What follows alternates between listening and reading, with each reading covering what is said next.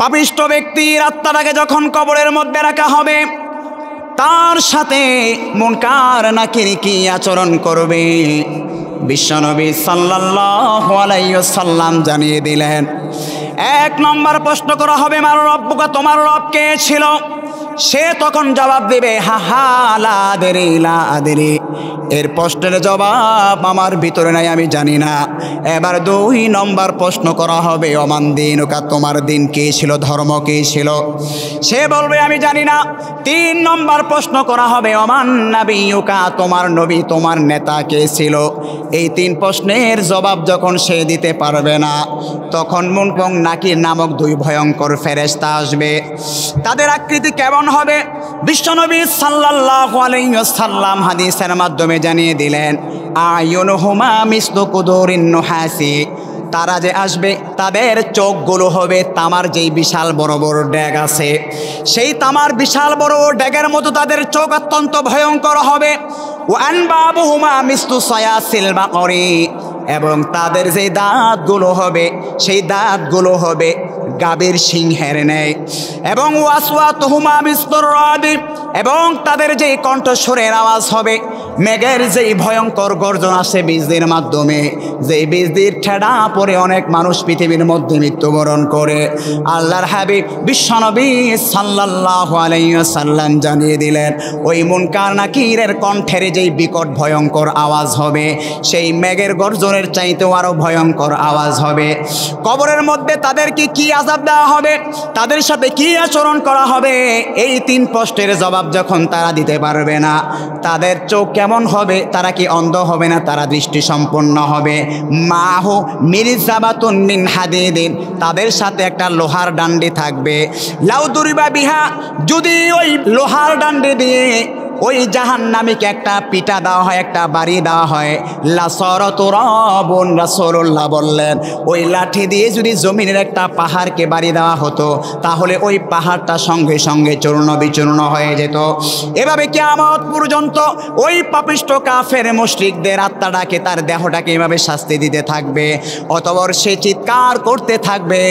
রাসূল সাল্লাল্লাহু আলাইহি ওয়াসাল্লাম জানিয়ে দিলেন, তার চিৎকারের আওয়াজ মানুষ এবং জিন ব্যতীত এই পৃথিবীর মধ্যে যত প্রাণীকুল আছে সমস্ত প্রাণীকুল তার চিৎকারের আওয়াজ শুনতে পাবে। এজন্য অনেক সময় দেখবেন কবরের মধ্যে যখন আমরা গরু ঘাস খাওয়ার জন্য খোঁড়া দেই কিংবা রশি দিয়ে বাঁধে, দেখবেন অনেক সময় গরু কবরস্থানে ঘাস খেতে চায় না। কেননা রাসূলুল্লাহ বললেন, মানুষ এবং জিন ব্যতীত এই কবরের মধ্যে পাপিষ্ঠ ব্যক্তিকে কি শাস্তি দেওয়া হচ্ছে কেউ না জানলেও আল্লাহ তাআলা বোঝার ক্ষমতা ওই পানিগুলোকে দিয়েছেন। যখন ওই গরু বুঝতে পারে যে কবরের মধ্যে জাহান্নামের আগুন দাউ দাউ করে জ্বলছে, তখন সেটা বুঝতে পারে, ভয়ে সেখানে থাকতে চায় না।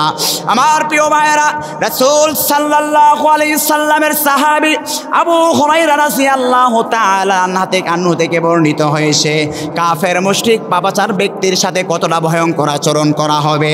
ওয়াল্লাযী নাফসি বিয়াদিহি, বিশ্বনবী সাল্লাল্লাহু আলাইহি ওয়াসাল্লাম জানিয়ে দিলেন, ওই রব্বে কাবার কসম করে বলছি, ইন্নাহু ইউসাল্লিতু আলাইহি তিসআতু ওয়া তিসউনা, নিশ্চয় আল্লাহ পাক রব্বুল আলামিন ওই পাপিষ্ঠ কাফের মুশরিকের কবরে 70টা তিনদিনকে চাপিয়ে দেওয়া হবে।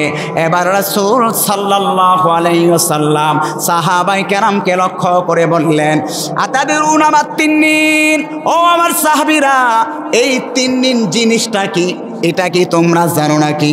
সাহাবায়ে কেরাম বললেন, ইয়া রাসূলুল্লাহ, ইয়া হাবিবাল্লাহ, এই 3 দিন নামক জিনিসটা কি আমরা তো জানি না। রাসূল সাল্লাল্লাহু আলাইহি ওয়াসাল্লাম বললেন, হাব্বা, এই 3 দিনে 70টা যে 3 দিন তার কবর তার দেহের উপর চাপিয়ে দেওয়া হবে, সেই 3 দিন হলো ভয়ঙ্কর একটা সাপ। বলে এটা কেমন ভয়ঙ্কর?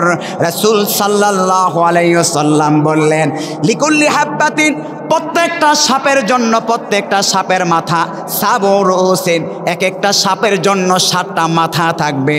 যেই 7টা মাথা দিয়ে তার দেহকে এমনভাবে দংশন করতে থাকবে যেমন পিপিলিকা কিংবা বল্লা অথবা আমাদের শরীরে যখন বিষাক্ত পোকামাকড় কামড় দেয় আমাদের চামড়া যেমন করে খণ্ড বিচূর্ণ খামচি দিলে যেমন হয়ে যায়, সেই 7টা মুখ থেকে তার দেহের উপরে এভাবে খামচি দিতে থাকবে। এটা কিয়ামত পর্যন্ত এভাবে দংশন করতে থাকবে।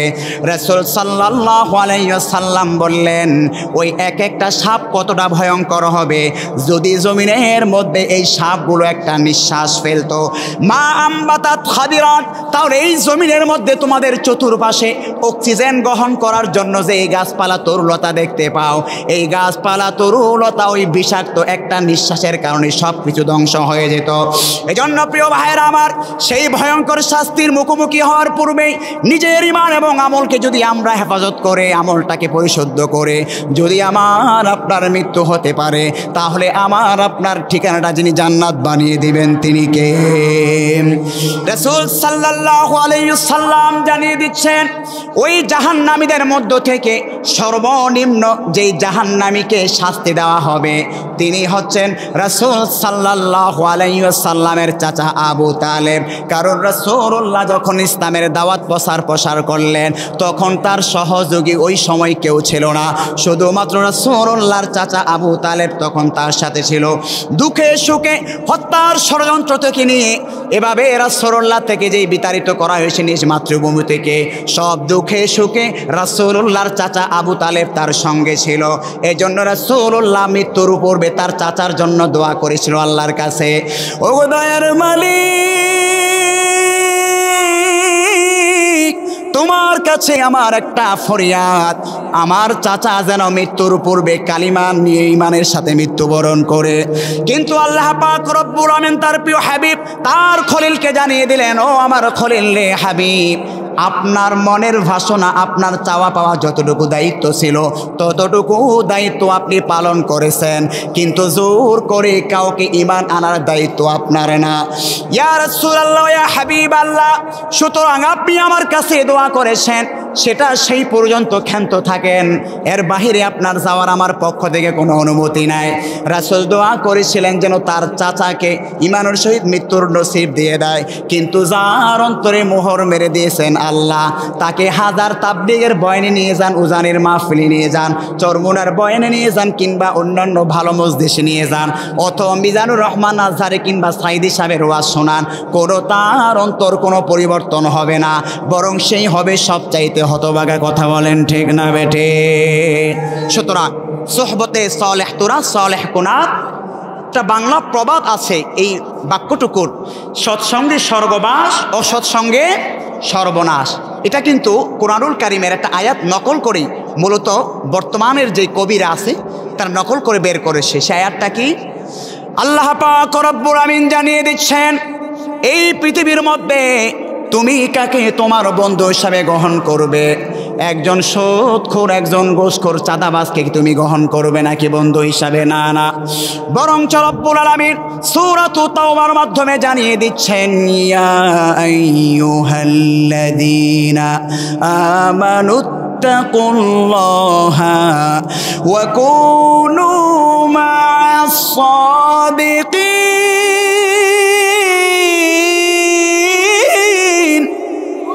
আমার আল্লাহ পাক রব্বুল আমিন জানিয়ে দিচ্ছেন, হে আল্লাহ ভীতি মুমিন বান্দাগণ, তোমরা তোমাদের বন্ধু দুনিয়াদারকেও বানাবে না, তোমরা তোমাদের বন্ধু এমপি মন্ত্রী মিনিস্টারদেরকেও বানাবে না, বরং তোমাদের বন্ধু একমাত্র বানাও সত্যবাদী, যার অন্তরে একজনের ভয় আছে। বলুন তো তিনি কে?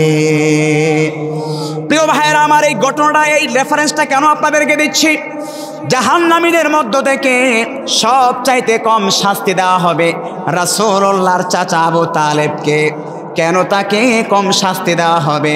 কারণ রাসূলুল্লাহর সুখে দুঃখে এই আবু তালেব ডাল হয়ে আবু জাহেলদের বিরুদ্ধে দাঁড়িয়েছিল। আর সেই সর্বনিম্ন যেই শাস্তি, সেই শাস্তিটা কি? প্রিয় ভাইয়েরা আমার, কেন তার মৃত্যুর সময় ঈমান নসিব হয় নাই?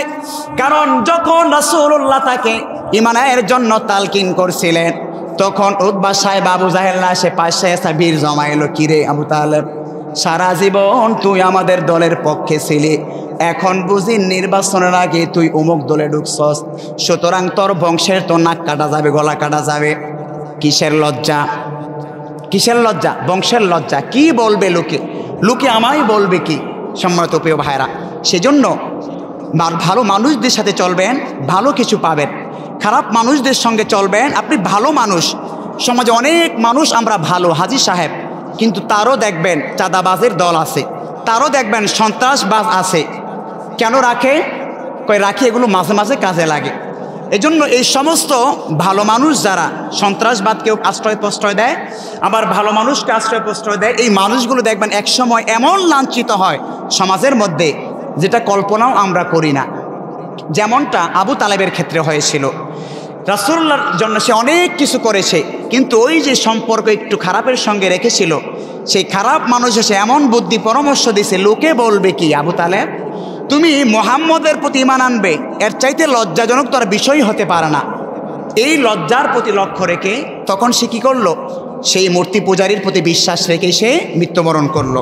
সম্মানিত প্রিয় ভাইরা, তার যে সর্বনিম্ন যে শাস্তি হবে রাসূলুল্লাহ বলছেন ওয়াহুয়া মুনতাইলুন বিনা আলাইনি, হাসরের ময়দানে যখন আবু তালেবের বিরুদ্ধে জাহান্নামের ফয়সালা দেওয়া হবে, রাসূল সাল্লাল্লাহু আলাইহি ওয়াসাল্লাম বললেন তার জন্য সর্বনিম্ন লেভেলের জাহান্নামের শাস্তি দেওয়া হবে। আর সেই শাস্তি হলো ওয়াহুয়া মুনতাইলুন বিনা আলাইনি, শুধুমাত্র 2টা আগুনের জুতা তার পায়ে পরিধান করানো হবে। আর সেই আগুনের জুতা তার কাছে কতটা ভয়ঙ্কর হবে, রাসূলুল্লাহ বললেন এই আগুনের তাপে তার পুরো শরীরটা, দেহটা গলে গলে তামার মতো জমিনে পড়তে থাকবে। এভাবে তার শাস্তি আজীবন হতে থাকবে।